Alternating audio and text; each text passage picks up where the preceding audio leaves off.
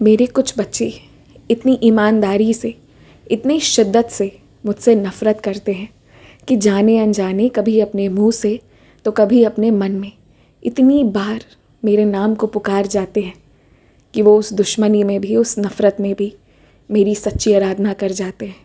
और इसलिए मैं तुमसे कहता हूँ कि तुम जिन लोगों को ज़बरदस्ती मेरे रास्ते पर लाना चाहते हो ना, आज से, इस वक्त से ज़बरदस्ती करना छोड़ दो।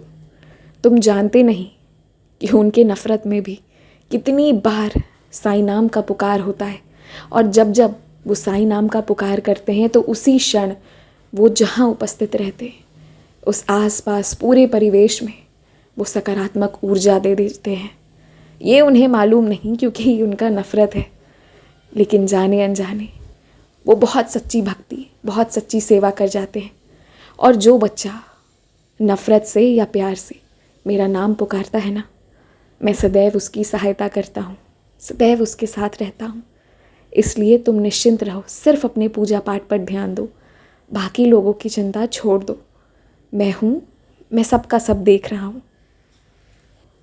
किसी ने नफ़रत दिया है तो किसी ने प्यार दिया है, लेकिन जिसने भी साईं पुकारा है उसकी नैया तो पार होगी ही होगी। तुम जिस बात से निराशा लेकर घूम रहे हो ना, अपने मन से उस दुख को निकाल दो।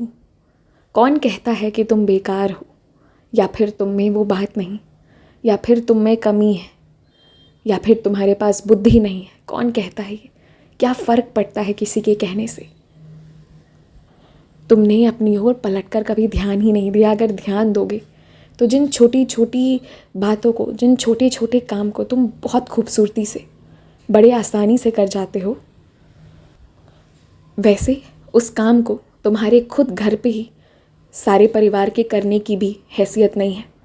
ये बात तुम समझते हो, लेकिन वो क्या है ना, जब भी कोई तुम्हें तुम्हारी बुराई गिनाता है तो तुम उसे मन में बैठाकर उसे याद कर लेते हो।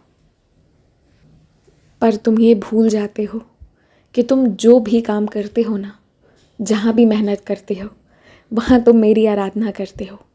मेहनत से सफाई करना, मेहनत से थाली परोसना, मेहनत से काम करना, खाना बनाना, काम के बीच में उलझे पड़े रहो, उसी वक्त किसी का बीच में तुमसे सहायता मांगना और तुम्हारा सहायता करना, सबके लिए प्रार्थना करना, यही तो एक अच्छे इंसान की गुण होती है जो तुम में है।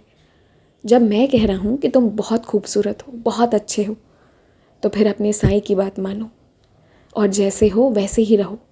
बस रोज़ कुछ नया सीखो, रोज़ थोड़ा आगे बढ़ो और बहुत खुश रहो। जो है तुम्हारे पास उसका सदुपयोग करो, आगे सब अच्छा होगा।